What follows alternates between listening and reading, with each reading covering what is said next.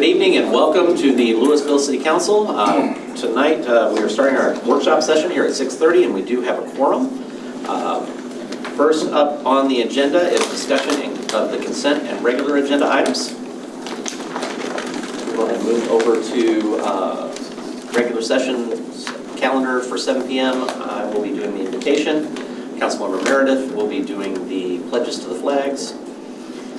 We have proclamations and recognitions for Child Abuse Prevention Month, recognition of National Merit Finalists, and proclamation declaring April 12th through 16th as Public Safety Telecommunicators Week. Item D1, public hearing. Continued public hearing, consideration and ordinance of the City of Lewisville for zoning ordinance by rezoning 0.6158 acres of land. Questions on this one? That's just being dismissed, right? Yeah. Is this the one? Okay. Oh, they withdrawn. Yeah. Okay. So we'll take no action.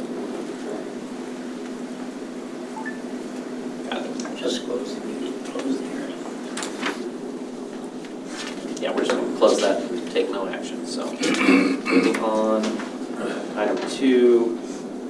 This is ordinance special use permit for a backyard cottage. Excited to see that. Is that the first one? It's not the first one. How many have we had though?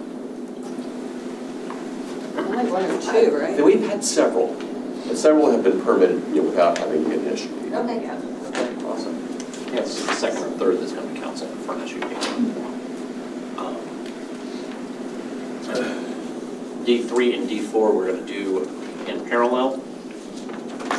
D3 is Crown Center Subdistrict. Changing up that.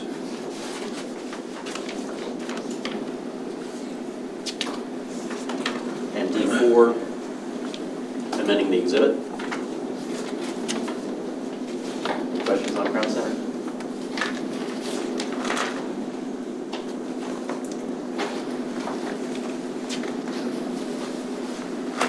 E, Visitors Forum. Item F, Consent Agenda. Consent Agenda, we have approval of minutes. We have a bid award for construction of King Arthur Boulevard Traffic Calming Project. We have approval of the bid award for the Prairie Creek Wastewater Treatment Plant. Kind of a big deal. Yeah, this is, I think, one of the biggest ones I've ever seen on a consent agenda. So I was going to ask Erin if you could just kind of very briefly say what, why this is so important for us to move forward with this project, just for the general public. In open session or right now? Right now, because we're not going to pull it out separately. Okay, so yeah, it's a very important project. It is related to our capacity to treat, so it actually expands our capacity. The urgency of the project is that TCEQ requires once we hit 90% of our capacity, we're supposed to be under construction. We are right there, so the timing is now to get under construction, but the process or the project includes constructing 4 enlarged aeration basins. There's a phase 2 to this actually that is not part of this, but will actually replaces 4 of the existing aeration basins. It also includes adding blower buildings with new blowers that essentially blows air into the water to provide oxygen to the bugs so that they can treat the water. This has been a long design project and we're ready to go. I think we have a good contractor. Yeah, don't they require us to start putting that in design at 75% capacity? 75% under design, and then at 90% we're supposed to be under construction. Yeah. So it's been on the radar for a while, so I appreciate everybody and all the work on this. It's a huge deal. What will that capacity take us to? What's the next level? It takes us to 14 million gallons per day, which will give us a little bit of breathing room for the next phase. Is this the biggest chunk of the work down there? I wish I could say yeah. It's the biggest chunk for a very long time. So we have capital projects out there planned through 2053. But yeah, this is the biggest chunk for a while. Okay. Like phase 2 will be like 20 million, not 92 million. That's my understanding, at least currently. Phase 2 is much smaller, and we split that into 2 phases really because of cash flow problems, and just trying to smooth out the capital spend. And through that process, we're saving about $7 million. And that was really just value engineering with the contractor, which was actually Archer Weston, because it started out as a CMAR project. We've done extensive value engineering on this to cut costs. In fact, we cut almost about $2 million off just through cooperation after the bid with this contractor to taking risks out for them. Super. Awesome. Thank you. Item 8, approval of a bid award for annual requirements contracts for mowing and landscaping services. Questions on that? And this is basically just giving us a backup vendor should we need. For 4 and 5, For it's 4 and 5. Yellowstone will be the secondary vendor, but for 7, 8, 9, they'll be the Primary. Gotcha. All right. Item 9, professional services agreement with Kleinfelder for construction material testing services for the Force Main project at Midway.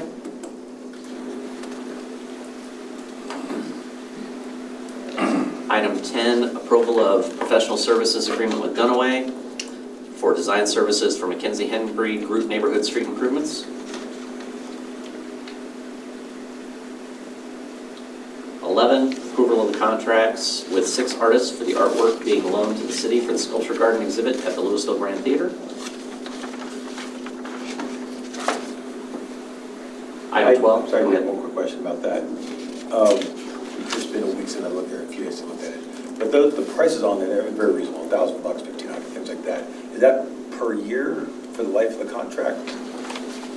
These amounts are for the loan terms, so Yeah. there's 3 of them for 1,500, and those are 1-year loans. And there's 3 of them for 2,000, and that's for the full 2-year Okay, loan. awesome, all right, thank you. Item 12, resolution authorizing the submission of a grant application to the Governor Homeland Security Grant Program. Is there a way of getting a picture of this, what it looks like? Are we allowed to see a picture of it? The EOC in a box? Yeah. We actually own that right now. It's just a trailer. And so we got the original one in 2015, I think, for the grant program. And so in the trailer is just a lot of stuff to support the EOC program. For us, we wouldn't need it as a primary EOC, but you might need it as like a remote operation to set up, or it's also a regional asset that's used around that area. So with this grant, we'll have a brand new setup? Is that So what they're doing is refreshing all the technology. So it's got monitors, computers, tablets, all that kind of stuff. So it's mainly all the technology in it. Okay, thank you. Item 13, authorizing the city manager for approval of the final advance funding agreement with the city of Lewisville and state of Texas for the South Middle Street project from Purnell to Harvard Street. That's exciting. Mayor, I just wanted to point out on this one that this is one of the projects that we had originally had GO bond funding for. So if you'll remember in our GO bond election, our most recent one, we included the street. However, our engineering department went out and got this agreement for $19 million from the state to actually fund that project. So it moved that project up from 2032 to now. And it freed up that money that we were going to spend on this project to be spent on other capital projects within the city, and primarily Valley 1 and 4, which are coming in way over budget. So this was a great work by our engineering department to get that and be able to reallocate. Is this a grant? Is this classified as a grant? It is a grant, and we get our TDC credits. Actually, our match is covered by our TDC credits, so it's at no cost to us. Great. Great I work. love those credits when we can use them. Item 14, art project grant agreement to the Greater Lewisville Arts Alliance in the amount of $6,000. This is the America 250 event that they want to put on. And that'll be the only, I can't even say it, Semi-Quincentennial, I don't know. Semi-quincentennial. Semi-Quincentennial, thank you. Yeah, it was so much easier when it was bicentennial. But that'll be the only one in the city of Lewisville that I'm aware of for this coming year, which is great. I appreciate them doing it. 15, acceptance of the fiscal year 2025 annual comprehensive financial report.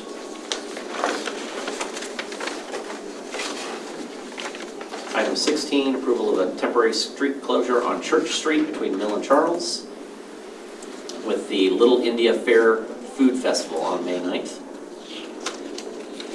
It's exciting, having the community reach out and create that. Except I'm out of town that day. It's on you, man. Item 17, consideration of the proposed, this is not on the consent agenda, it's our regular hearing, consideration of the proposed fiscal year 2026-2027 budget calendar. This is the same one that Ashley talked about during our council retreat. And it has our budget workshop on August 8th. Put it on your phone. Right. Cannot miss that one. Right. Those are hard dates. Item H, reports. I don't have any city staff requesting reports on this time. And then closed session, we have real estate and economic development. We do not have consultation with attorney. Any other questions on the agenda before we move back to our workshop items? Item B, review annual comprehensive financial report and popular annual financial report for fiscal year 2025. Mr. John DeBurrow, partner with Weaver and Tidwell, is going to present. Thank you, Mayor, City Council. I'm here to open for the headliner today. We're going to talk about the annual comprehensive financial report, the ACFR, the PAFR, the popular annual financial report, and there's also two supporting schedules of expenditures for federal and state grants. So all those are going to be part of the review today. But before I turn it over to John, I just want to make a few comments here. First, I want to recognize the team that's really responsible for putting this together. So 4 of the 7 that have been involved are actually here tonight. We've got Marisol Corona, Lena Mott, Heather Pachiok, and Anita Ike. So tough questions go to them. And I'm especially proud of what we were able to accomplish this year because we also have a little project called the ERP going, and that is taking up a bulk of our time. So in between day-to-day work and the ERP and doing the audit, it was quite an accomplishment to get it done, and we were able to get it done in time. So I'm very appreciative for all the work that they did, and they should be commended for what they were able to accomplish. The 2 reports, the ACFR and the PAFR, have received recognition from the GFOA for certificate excellence in financial reporting. We actually are Triple Crown winners for fiscal year 24 when we add to Distinguished Budget Award. We're going to submit the applications for the ACFR and the PAFR again for fiscal year 25. We fully expect to get those, and then we'll be Triple Crown Award winners again. Just a couple good things to note, really important to note. We have a clean audit. We have a completely unmodified opinion from our auditor. John will speak to that a little bit more. We did have one finding as it relates to our grants, and it's a timing issue. John's going to speak to that a little bit. The results show strong reserves, so we continue to maintain strong reserves, and where that's really important is, as you know, we have our rating agency every year when we go to issue bonds. They're looking at the reserves, and that's one of the things that they look at. So they continue to show strong reserves there. We're showing savings to the final budget. So again, we're adding to the reserve every year. Departments are really good at managing their budgets and coming in under budget for those. We had a growth in our net position of about $87 million. That is primarily from the addition of capital assets. Our total net position of the city is $1.1 billion. So we are no small corporation, to say the least. We are 100% funded in OPEB. I wanted to throw that out there again. We talked about that at retreat. Council made a decision to enhance the subsidy for the retiree health, and we had thought we would have to work up to that 100%. But through a number of fortunate circumstances, I would say, with the funding and with some growth in the revenue, we were able to get up to, actually we're at 105% funded. So that helps not only show that we are fully funded, but it also puts some pressure, takes some pressure off of the audit, or the budget, excuse me. We are currently managing in excess of 50 grants. I just wanted to bring that out. Last year, we had about $39 million that we recognized as grant revenue for the year. So you talked about that mill project we're going to get at $19 million. That's a lot of money we have come in, and other people's money that we get to use to fund our expenses, and then we can utilize bond funds and some other sources for different projects or be able to do more than what we originally anticipated. So John DeBurrow is here. He's going to provide a more detailed presentation, and then if there's any questions, we'd be happy to answer them. So I'll turn it over to John. Thanks, Dave. I think you could actually stay up and continue this. Good evening, everyone, and thank you for letting me meet with you this evening to present the results of the fiscal year 2025 audit. I'd like to thank Dave and all of his staff once again for all their hard work in making a successful audit. And I'll try to be brief with this, and we have a lot of things to go over this evening. I served as the engagement partner once again, and Lauren Fudge, who couldn't be with us this evening, served as the manager of the day-to-day field work. Getting right to the results of the audit, as Dave mentioned, we've issued our independent auditor's report on the city's financial statements for fiscal year 2025. We've issued what's known as an unmodified or clean opinion, so that means that we feel that the financial statements are fairly presented in all material respects. The other reports that we've issued are in conjunction with the single audit, both the federal and state single audit. The first is our independent auditor's report on internal control over financial reporting and on compliance and other matters. And that's the report that Dave mentioned that we had one finding, and I'll go into that in just a little bit more detail in a moment. And then we also issued our independent auditor's report on the compliance for each major federal and state program, and reports on internal control over compliance and the schedules of expenditures for federal and state awards. So basically that report covers all of the federal and the state financial assistance programs, and we'll go into that in a little detail. I'm happy to report that there were no findings in that report, so we feel that the city complied in all material respects with the direct and material compliance requirements of each of the federal major programs and state major programs. So, as part of our audit process, we started the audit long ago, last summer, as they can attest, and we started off with our initial planning. We came out and did interim field work in August, where we concentrated mostly on internal control work and things until later in the year when balances are finalized. We came back out in January and February to complete our field work and issued our audit opinion on March 24th. And our audit process is what they call a risk-based approach, where we try to identify areas that are more susceptible to material misstatement and weigh our resources more heavily in those areas. And it also is part of our audit, and something new that we have, that standards require that we communicate to you, is part of our planning process. We're required to identify areas of what we consider to be significant risk. And that doesn't mean that there's anything wrong here, it just means every audit has significant risks to it. The first one that we identified, management override of controls, is considered an inherent risk in every audit. It's the risk that management could override the controls and make unauthorized entries. The second one that we identified was improper revenue recognition. That primarily has to do with grants and utility fund revenues, and then we incorporate procedures that address those risks as part of our audit program. So I mentioned that we came out in the summer in August of last year to perform interim field work, and as I mentioned, we concentrate on walkthroughs of accounting controls in significant transaction cycles, such as cash disbursements and purchases, payroll, certain types of receipts like municipal court, utility billing, and taxes and permits. We perform tests of compliance with the Public Funds Investment Act and other contracts, control testing over cash disbursements and payroll, and we test capital projects as well. And when we came back in January, we used a variety of techniques to test the balances and the activity of the city for the fiscal year, things such as vouching and analytics and sampling.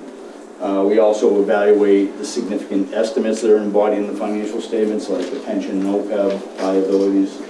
And then we also performed the single audit testing. So the city had one major federal program this year and one major state program this year. The major federal program was the Coronavirus State and Local Fiscal Recovery Funds, or ARPA, and the major state program was the Regional Toll Revenue Transportation Projects. And as I mentioned, I'm happy to report that there were no issues with either program. The next section goes through our required communications, and some of this I will just paraphrase so that we're not reading every slide, but the first 3 slides go through our responsibilities under the different types of auditing standards. So under generally accepted auditing standards, we're responsible for expressing an opinion on the city's financial statements based on our audit work. Under generally accepted government auditing standards, it adds a layer to that where we have to issue a written report on our consideration of internal control and compliance. And then under the uniform guidance, which governs the federal grants, and the Texas Grant Management Standards, which governs the state grants, we have to perform procedures to determine whether we feel that the city complied in all material respects with the compliance requirements. The city implemented a couple of new GATB pronouncements this year, but neither one had an effect on the city's financial statements. One was compensated absences and another entitled certain risk disclosures. But again, no impact to the city's financials. There was no indication of any fraud or irregularities, and I already mentioned that we looked at certain estimates, some of the more significant estimates, and we looked at the underlying assumptions that make up those estimates and felt that they were reasonable in relation to the financial statements as a whole. And I mentioned that we had a finding. We felt that there were no material weaknesses in internal control. We had one finding, and I have to mention this. Part of the finding is that we felt that they correctly accrued the expenses related to $3.4 million of construction invoices last year in fiscal 2024. However, there's a mechanism that didn't take place because of the way that the grant is advance funded. The revenue wasn't recognized in 2024. Instead, it hit 2025's book. So they accrued it back to 24, but the revenue, just the timing of the revenue, didn't take place in the right fiscal year. It was nothing to do with cash or any kind of improprieties or anything like that. It was simply a control deficiency. And I put in here an excerpt from the report on internal control, just in case you have questions. We had to term it a significant deficiency in internal control, and it sounds a lot worse than it is, I feel, because the government auditing standards only give you 3 choices. One's called a control deficiency, one's called a significant deficiency, and one's called a material weakness. And a significant deficiency, the way it reads here, is it's a deficiency or combination of deficiencies in internal control that are less severe than a material weakness, yet important enough to merit attention by those charged with governance. I think that the city has great internal controls in general, but again, no system is perfect. This did get by. Dave and his staff put together a corrective action plan, which we feel will remedy the situation. So again, it was just a timing issue. We encountered no difficulties or disagreements in performing our audit. We received nothing but full cooperation, just like we always have from all the staff. In the area of audit adjustments, we're required to communicate to you any adjustments that were made to arrive at the numbers in the financial statements. And I'm happy to report that there were no such changes that were made. And then there was just one past adjustment, and that was as a result of the timing of the revenue recognition. We didn't feel that it was material to the financial statements to make a restatement. The last part of the presentation goes through some financial highlights with some numbers from both this year's and last year's. Oops, I'm sorry, going back in time.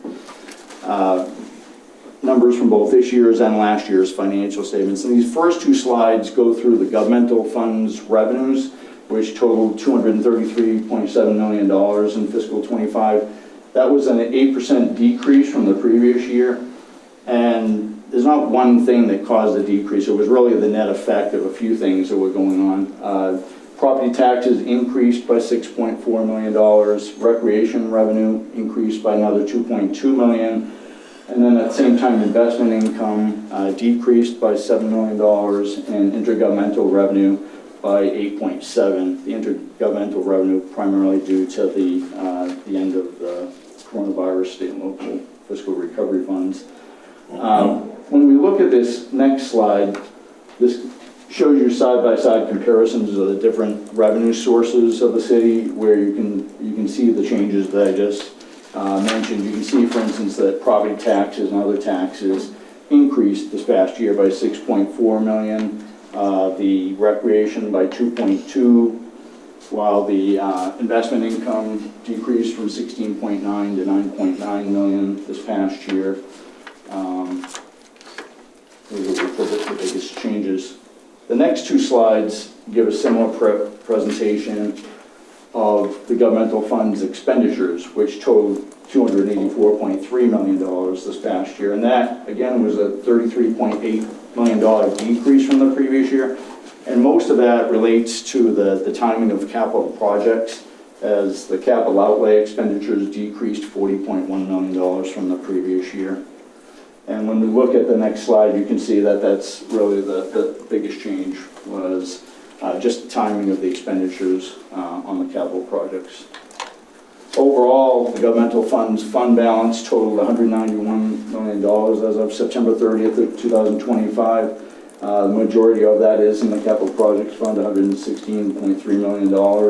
And overall, the governmental funds fund balance decreased by $42.1 million this year. And again, it's because of the capital projects, because of the timing of the expenditures on the projects, that there was a $41.6 million decrease in the capital projects fund. So the expenditures were taking place this year on bonds issued in previous years. Unassigned fund balance in the general fund, which is the main operating fund of the city, was $45 million, which represents 36% of general fund expenditures, which is considered healthy.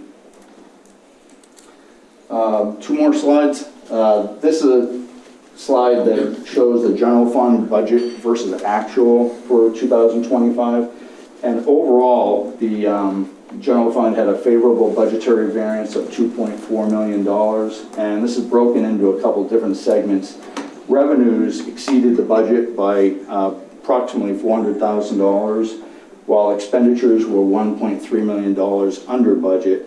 And then other financing sources and uses, which are net, were below budget by about $0.7 million. And then finally, looking at the city's enterprise funds, net position of the enterprise funds increased by $27.2 million year over year. And that was similar to the previous year. You can see in 2024, I didn't realize I could do that. Sorry about that. I won't touch it this time.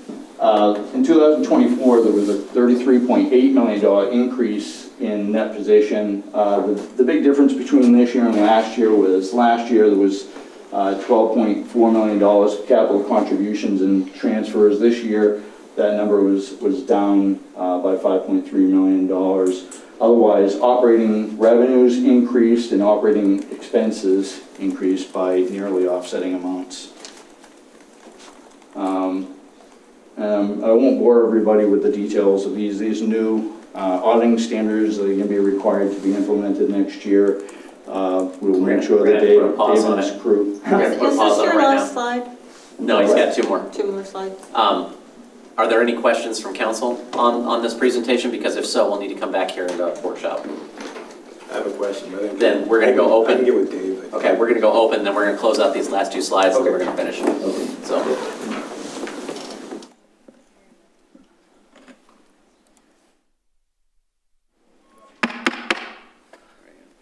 All right, it is 7 o'clock and we have a quorum. Welcome to tonight's city council meeting. We do have two quick slides that we need to go finish up, and then we will come back and start up the meeting with our invocation and our pledges to the flags. So bear with us while we go finish up our workshop, and we will be right back.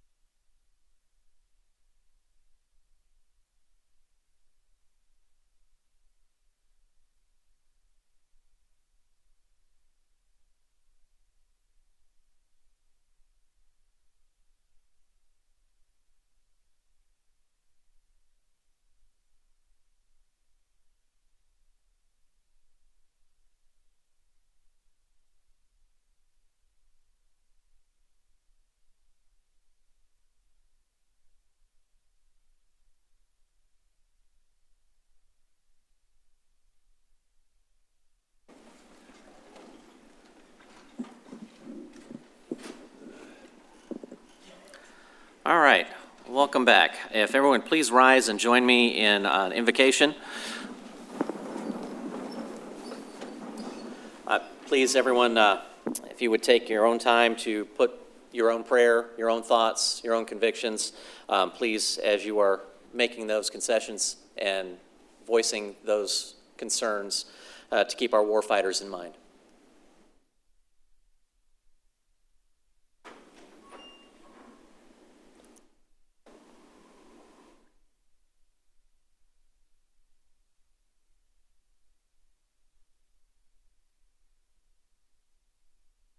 Amen. Please join me in the pledges.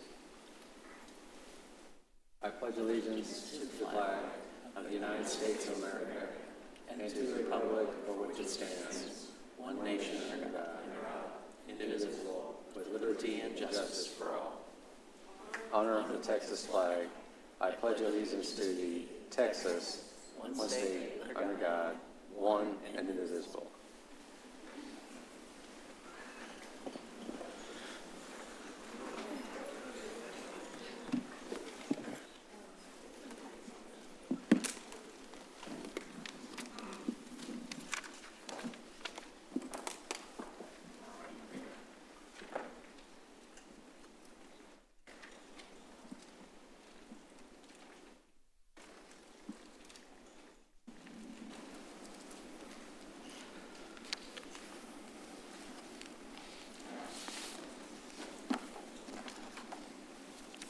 All right. I have the pleasure of making some recognitions this evening. So first up, if I could have our representatives from CASA of Denton County.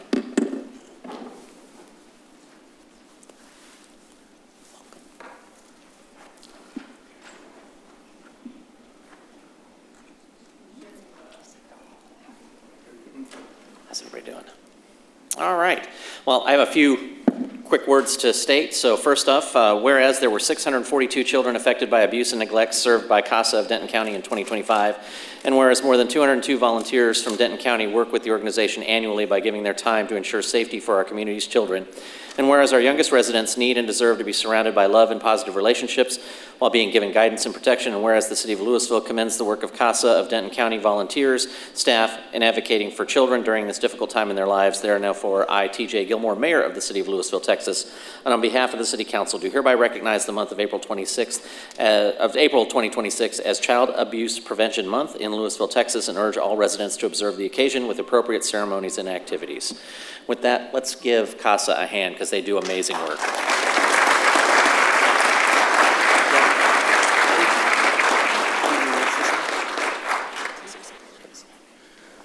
Good evening. I'm Jeffrey Underwood. I am CASA. I've been a CASA since 2016, and 111 of those children that are abused and neglected in 2025, of those 642 were actually in the City of Lewisville. So we definitely have a need for all your time to volunteer with these kids. These are the kids that actually go to school with your kids. They're no different than anyone else, and they need someone to help keep an eye on them. Whereas judges change, CPS caseworkers change, CASA is consistent in these children's lives. So we definitely appreciate it if you come out to an orientation event and learn how to help some of these kids that are just like yours. So thank you, everybody. Thank you.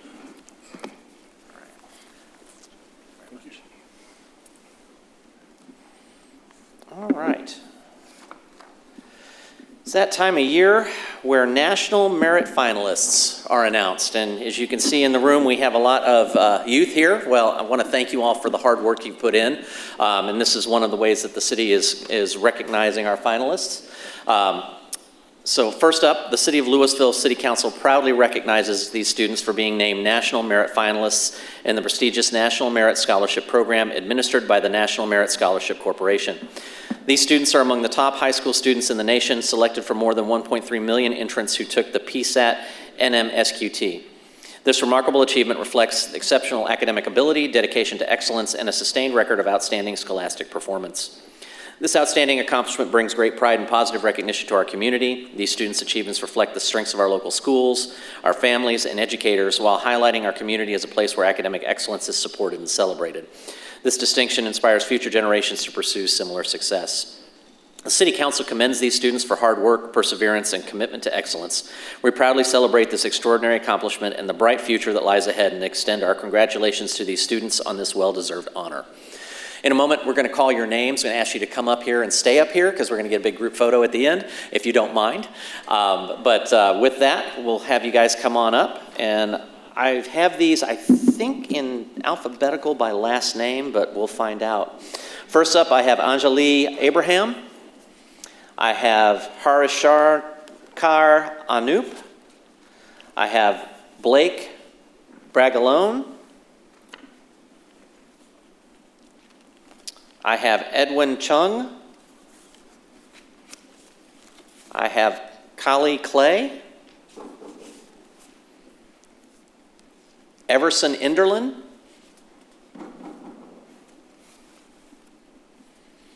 Aiden Garrett.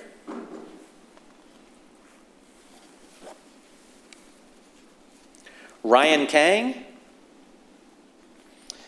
Tejasvi Kumeta. And please bear with me on pronunciation. My apologies if I get too far off the rails. Henry Liu. Yudhisthir Malaparaju. Sophia Matthew. Zoe Wynn. Isabella Park. Tej Patel. Prisha Shiwakati.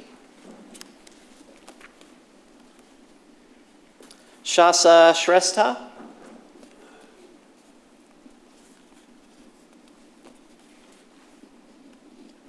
And Sejal Thakur.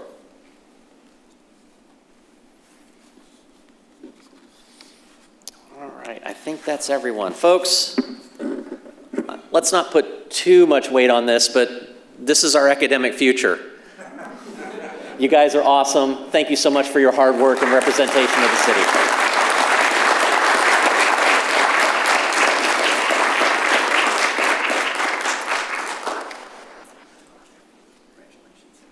We good? Awesome. Congratulations. Thank you guys. Appreciate you. Good luck out there.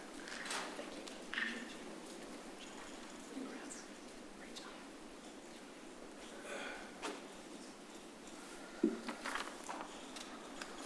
All right.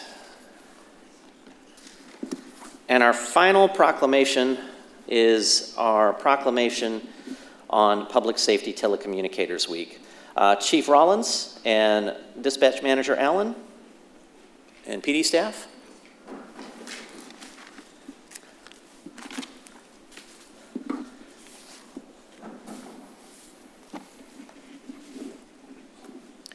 All right, here's our team. Yeah, it's your division. I'll take it.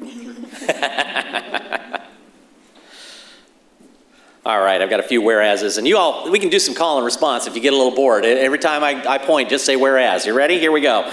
Whereas emergencies can occur at any time that require police, fire, or emergency medical services, and public safety telecommunicators are often the first contact our residents have with emergency services. And when an emergency occurs, the prompt response of police officers, firefighters, and paramedics is critical to the protection of life and preservation of property. And the safety of our police officers and firefighters is dependent upon the quality of and accuracy of information obtained from residents who telephone the City of Lewisville Emergency Communications Center. And public safety telecommunicators of the City of Lewisville have contributed substantially to the apprehension of criminals, suppression of fires, and treatment of patients. Now, therefore, I, T.J. Gilmore, Mayor of the City of Lewisville, Texas, and on behalf of the City Council, do hereby recognize the week of April 12th through 16th, 2026 as National Public Safety Telecommunicators Week in Lewisville, Texas, and urge all residents to observe the occasion with appropriate ceremonies and activities. One of those might be trying to avoid opportunities to call 911. However, they are there when you need them. So let's give them a hand.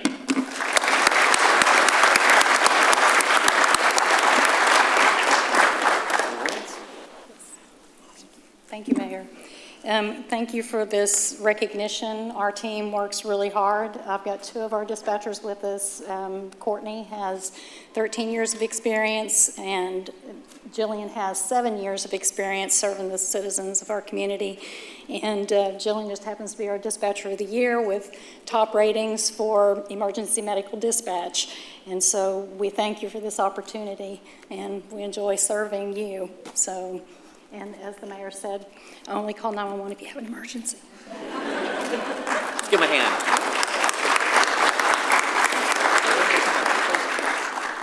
Make me close the gap. Here.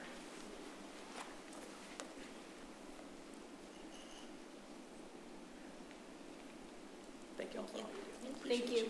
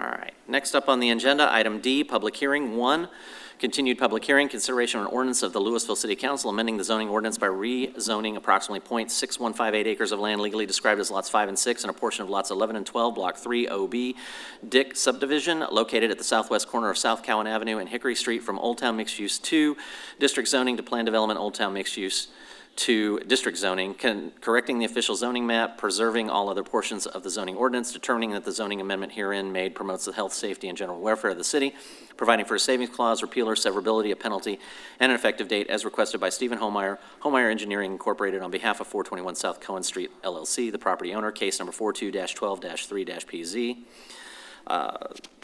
This is public hearing has been asked to be closed with no action, so I won't go into the administrative comments on this one. Mr. Lutke is available, but council will entertain a motion to close the hearing and take no action on this one. Move to close the public hearing. I have a motion. Do I have a second? Second. I have a motion and a second. Council, if you please vote. Motion passes unanimously. There is no further action to be taken on that item. Item D2, public hearing, consideration and ordinance of the Lewisville City Council amending the zoning ordinance by granting a special use permit for a backyard cottage on approximately .3084 acres legally described as Lot 1, Block A, Park Place addition located at 1001 Forest Park Drive and zone single-family residential, R12 district, as requested by Ainsley Stelling and Jeff Woods, the property owners, case number 26-01-2-SUP. The property owners are seeking to replace an existing detached garage with a backyard cottage to provide housing for a family member. The Unified Development Code includes supplemental regulations for backyard cottages, including a requirement of 10 feet of separation from the principal building. The property owners cannot meet this requirement and are requesting a special use permit to allow the backyard cottage to have less than 10 feet of separation. The Planning and Zoning Commission recommended unanimous approval 6-0 with Commissioner Ainsley Stelling recusing herself on March 17, 2026. It's recommended that the City Council approve the ordinance as set forth in the caption above, and we do have Mr. Richard Lutke, our Planning Director, available for questions. The public hearing on this item is now open, and I do have a comment card. Mr. Jeff Woods is available for questions but does not wish to speak on this item.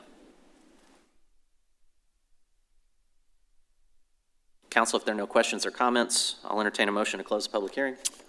Motion to close the public hearing. Second. I have a motion and a second. Council, if you please vote.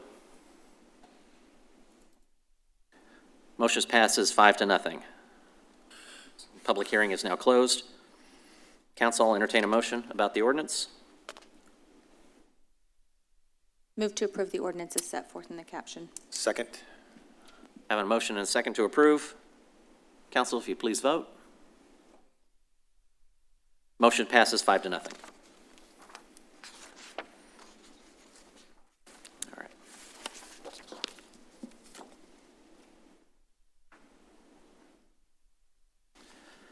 Next up, we have public hearing items. Numbers D3 and D4 are separate items, but both public hearings need to be opened at the same time. For the sake of efficiency, we will open the public hearings for both items and conduct the hearings concurrently, including hearing presentations and public testimony for both items. Once the public hearings are closed, the City Council will take separate votes on each item.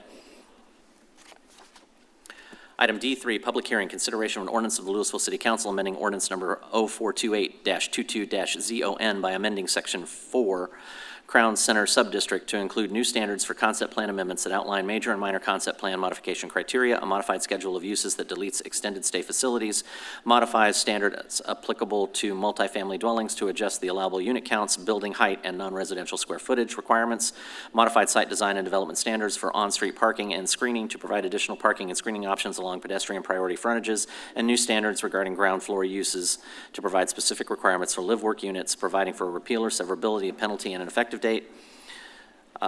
Crown Center is as a sub-district located within Castle Hills and was first brought forth to City Council as a variance package in 2020. It has since been adopted in the Castle Hills Plan Development with its own unique set of development standards. It consists of approximately 140 acres located at the southwest corner of State Highway 121 Business and the State Highway 121 Frontage Road, Sam Rayburn Tollway, and is bisected by FM 544. The Castle Hills Plan Development Ordinance 0428-22-ZON allows for text amendments following the same process as text amendments to the Unified Development Code. The office market has shifted since Crown Center's development standards were originally adopted. Staff has worked with the developer's planning consultant team over the past few months to produce amendments to the text of the Crown Center subdistrict portion of the plan development to reflect this shift. The proposed ordinance is a companion to the item number D4 on this meeting agenda. The Planning and Zoning Commission recommended unanimous approval 7-0 on March 3rd. That is item D3, which is now open. I am now reading item D4. Public hearing consideration of ordinance of the Lewisville City Council amending the zoning ordinance by amending Exhibit B to an ordinance number 0428-22-ZON to amend the planned development concept plan set forth in Exhibit 4B, the Crown Center Subdistrict Conceptual Plan, the Plan Development Framework Plan set forth in Exhibit 4C, the Crown Center Subdistrict Framework Plan, and the Plan Development Circulation Cross-Section set forth in Exhibit 4D, the Crown Center Subdistrict Circulation Cross-Sections therein, thereto, by amending the concept plan, framework plan, and circulation cross-sections for approximately 114.13 acres of land out of the Samuel H. Hayden Survey A537, the J.A. McWhorter Survey A1690, the BBB and CRR Co. Survey A180, and the Harrison Young Survey A1448, with portions legally described as Crown Center Tract A, Phase 1 Edition, Block A, Lots 5X, 6, 7X, 9, and Castle Hills Crown Center Tract B, Phase 1 Edition, Block A, Lot 2, located in the southwest corner of State Highway 121 Business and State Highway 121, the Sam Rayburn Tollway, correcting the list of existing plan development districts, preserving all other portions of the zoning ordinance, determining that the zoning amendment herein made promotes the health, safety, and general welfare of the city, providing for a savings clause, repeal or severability, a penalty, and an effective date as requested by Marissa Brewer McAdams on behalf of Bright Realty, the property owner, case number 25-12-5-PZ. Crown Center is a specific area located within Castle Hills that was first brought forth to the City Council as a variance package in 2020. It has since been adopted in the Castle Hills Plan Development as a sub-district within the overall PD with its own unique set of development standards. It consists of approximately 140 acres located in southwest corners of State Highway 121 Business and the State Highway 121 Frontage Road of the Sam Rayburn Tollway, and is bisected by FM 544. Crown Center, which has 3 sub-areas, was originally proposed to provide a pedestrian-oriented mixed-use urban development environment with a high concentration of office uses. The office market has shifted since Crown Center's development layout was originally adopted, and as such, the developer is seeking to amend the associated exhibits to reflect this shift. The applicant is proposing amendments to the following Crown Center Subdistrict Exhibits: 1, Concept Plan, Exhibit 4B, 2, Framework Plan, Exhibit 4C, and 3, Circulation Cross-Section, Exhibit 4D. The proposed ordinance is a companion to item D3 on this meeting agenda. The Planning and Zoning Commission recommended unanimous 7-0 approval on March 3rd, 2026. And that item D4 is now open as well. So the public hearings are now open on items D3 and D4. I do have Mr. Eric Stanley available for questions from the Bright Group. I also have Marissa Brewer available for questions from the Bright Group. And Richard Lutke, of course, our planning director, is available for questions. Richard? And I also have a presentation. Bring it on. Thank you, Mayor Gilmore, members of the City Council, city staff. It's my pleasure to give you a brief overview of the proposed amendments. It is quite complex, so I'll try to make it as brief as possible. So first we'll start off with a map showing the location of the Crown Center Subdistrict, which is shown in the red outline. It's approximately 140 acres on the west side of Sam Rayburn Tollway, while the majority of Castle Hills is on the east and south sides of Sam Rayburn Tollway, and it's outlined in those lighter red lines here on the map. So we wanted to provide this map to provide you a little bit of context. So for more of a timeline context, Crown Center was first envisioned when it was approved by the City Council back in February of 2020, And at that time, this was before Castle Hills was annexed into the city of Lewisville, so it came before the council as a variance to the original development agreement between the city and Castle Hills. But it was designed to be a special sub-district area as part of the envisioned PD at that time. We were envisioning bringing in Castle Hills as a planned development since it was a master planned area. So then on January 3rd, 2022, about a month and a half after the city of Lewisville annexed Castle Hills, we brought forth the official Castle Hills planned development. And that development consisted of 3 sub-areas, or sub-districts, and Crown Center was one of those sub-areas that was basically dropped into that overall planned development. And then fast forward to March 3rd, 26, we brought the amendments that are before you tonight to the Planning and Zoning Commission at a public hearing to consider the amendments, and they did recommend unanimous approval. And then the final bullet here is our public hearing tonight for final approval of these amendments. These amendments really appear before you as with 2 components. That's why there's 2 separate agenda items. The first are the text amendments, or really the rules, the language that impacts the sub-district. And then the second component and the second ordinance is the amended exhibits that really illustrate the changes. And as was mentioned in the administrative comments read by the mayor, the primary purpose of these amendments are to address the sharp changes in the office and retail markets since COVID-19. Since these were adopted prior to, there was a much different vision, and the market demand was quite different at that time. So these amendments are being brought forward to address the changes that have occurred since that time, and really to aid in the activation of the southern area where there are currently 2 existing office buildings. They're kind of standing down there all lonely by themselves. So these changes will kind of help bring additional development to that end of Crown Center, and we expect it to fully activate that area and keep the development momentum of the overall sub-district moving forward. So this slide contains about 8 bullet points that highlights the major changes in the text amendments. So I'll just go through these fairly quickly. The first one is to add language regarding concept plan amendments in Crown Center. Those were basically modeled after the language that is currently in the Realm subdistrict, and it just gives a little bit more clarity on what type of situations will allow staff approvals and which situations require a complete amendment process going through the public hearing process. Number 2, extended stay hotels were completely removed as a use in the use chart. They previously were allowed by SUP in Crown Center. Number 3 is to allow unlimited multifamily units above the 5th floor of a building with a special use permit approval in lieu of the current language which states, which allows that above a 10th floor. So really dialing back kind of the intensity and scale that was originally envisioned. The next bullet point allows 720 multifamily units in sub-area 3, or the southern sub-area, for immediate construction. And again, that is to aid in the activation of that portion of Crown Center. Next bullet point states that beyond the initial 1,320 multifamily units, additional groups of 300 multifamily units would be allowed after the construction of an additional 75,000 square feet of non-residential uses. That was dialed down from the current language, which specifies 250,000 square feet of commercial square footage to allow the next group of 300. So again, dialing back that intensity that was expected pre-COVID.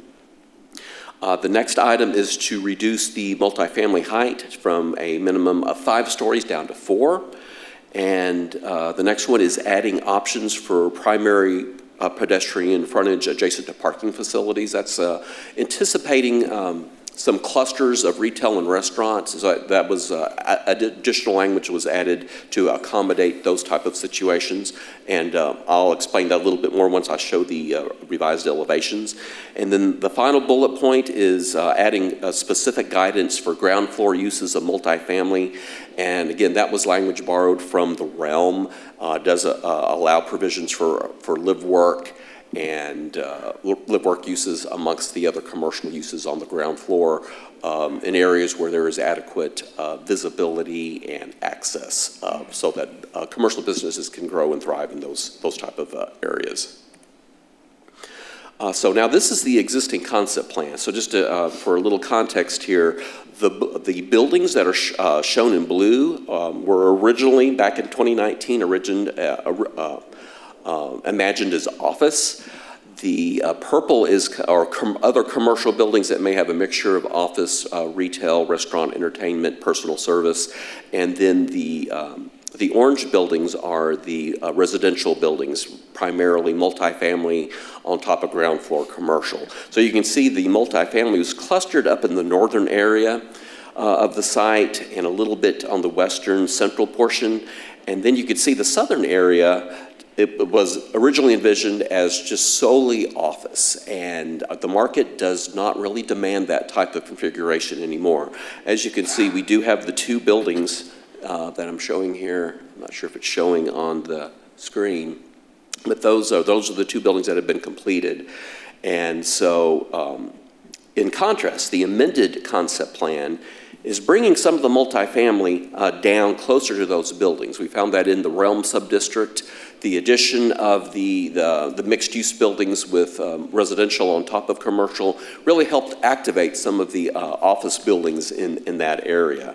And they filled up quite quickly once the commercial businesses opened in the ground floors of the residential buildings. So that is a concept that we are trying to replicate in the southern area of Crown Center.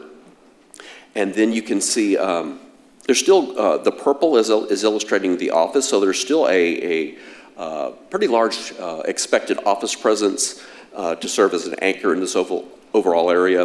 But one of the biggest changes are the red buildings, and those illustrate primarily retail and restaurant uses. So you can see there is a cluster on the north side of the large open space.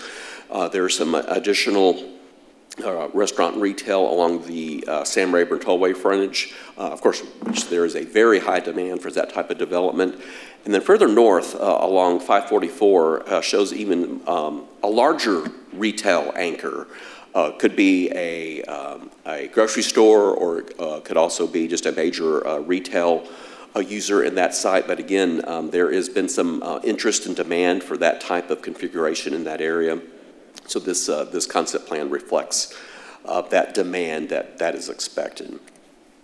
Likewise, the framework plan is really the bones of the overall subdistrict. It's the street and vehicular access network along with the pedestrian network, making sure that everything is connected properly. And so this is what is existing, reflecting that connections between the existing envisioned concept. This illustration shows the revised framework plan, which takes into consideration, the new mixture of uses reflected on the concept plan and reinforcing the connections between all of those new uses. And then the final component revised tonight is just the addition of one additional cross-section, and this is primarily reflecting the main spine road that that traverses north and south through Crown Center. And as you can see, it is giving the developer the option of adding on-street parking, which again aids in the mixture of uses and the activation of the area. And it also kind of really reinforces the pedestrian activity in Crown Center, provides a buffer provides additional parking on street. It does act as a traffic calming device and provides additional parking for the businesses that are anticipated to locate in that area. And overall, it just provides a little bit more options as this area develops out. So with that, that concludes my presentation, and I'm available for any questions. Council? I don't have any questions, Richard, but I did just want to say thank you to your team and developer for working together to help come up with a solution that takes into account new market conditions. I remember when we approved this, was it 2019? 2019. Yeah, so I was very excited about the project. I thought it was going to be, you know, a crown jewel over there. And with COVID, I mean, it took a big hit. So I'm actually even more excited about where it is right now. It will still be a crown jewel, just modified a little bit. It is still going to be a crown jewel. It's just going to look a little bit different, and I actually like the way that I like the changes that we're talking about now over the original version. So you guys did a really great job. Thank you. Kristen just stole everything I was going to say, so I'm going to finish.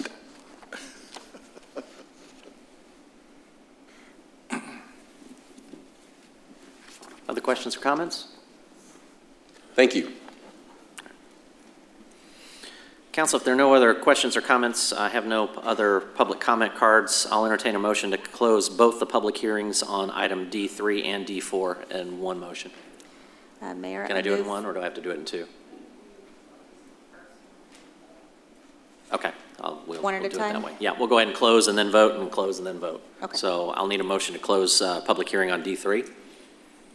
I move to close the public hearing on item D3. Second. I have a motion and a second. Public hearing is now closed. Council, I'll entertain a motion on item D3.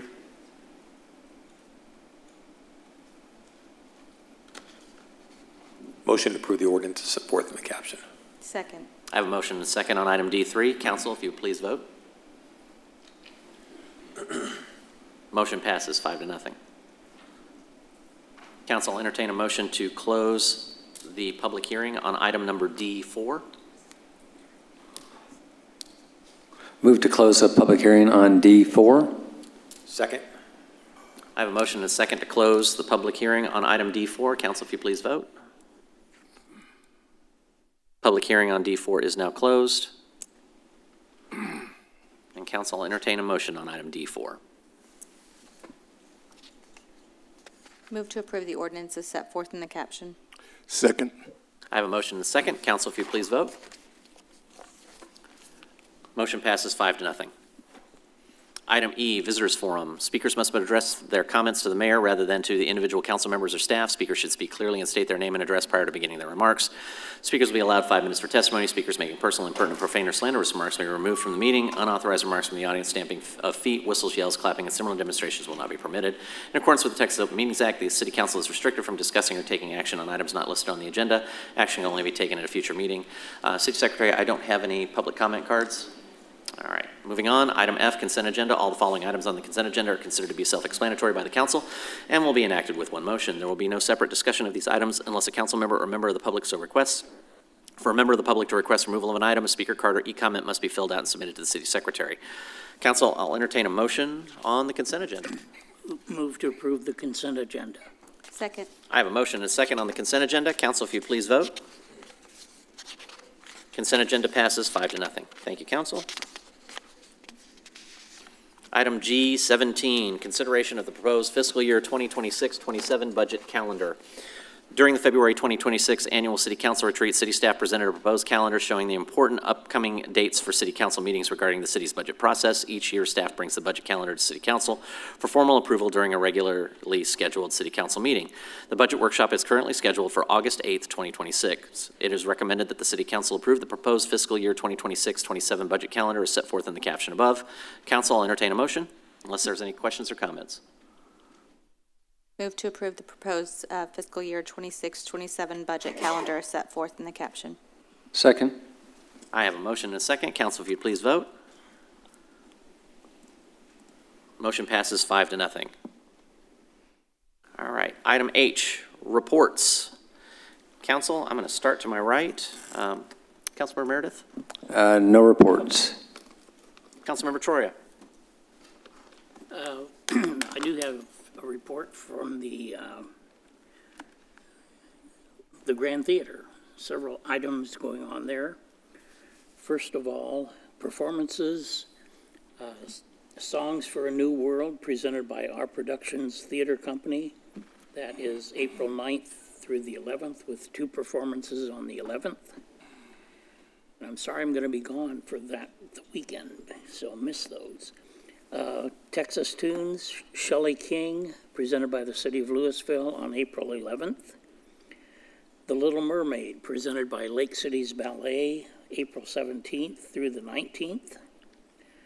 A night of stand-up featuring Paul Varghese and Friends, presented by the City of Lewisville on April 17th.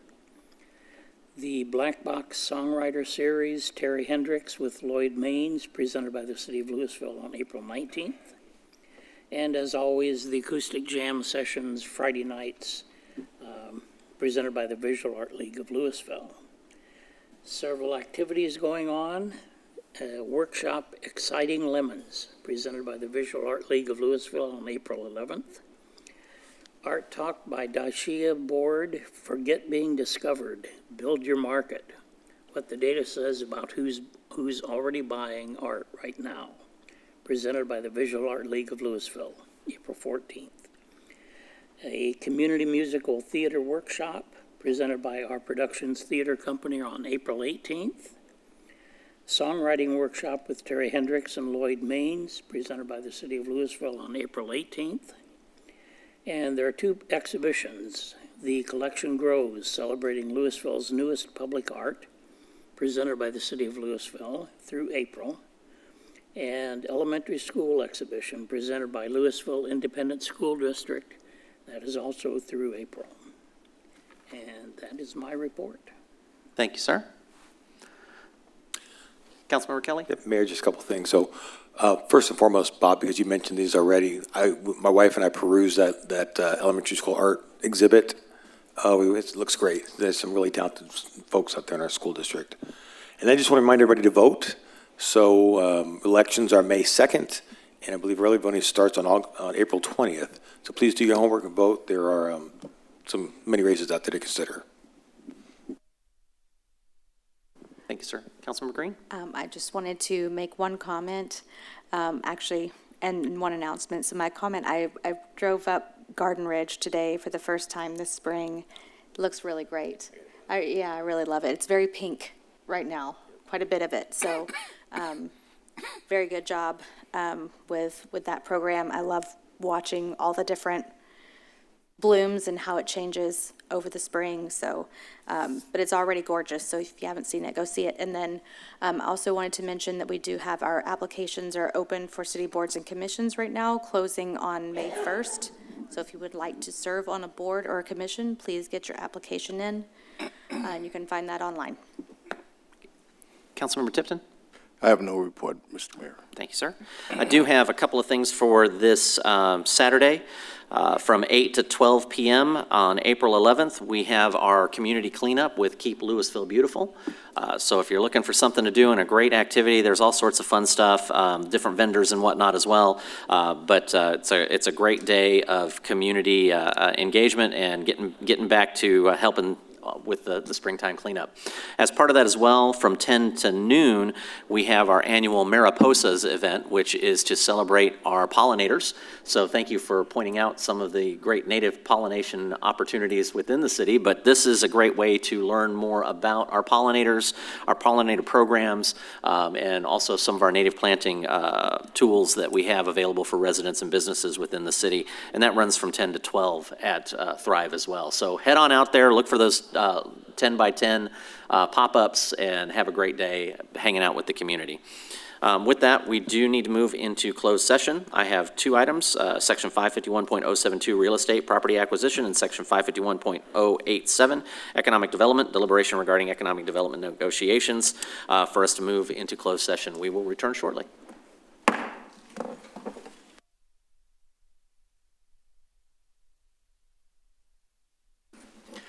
As there is no further action to be taken on tonight's agenda, we stand adjourned.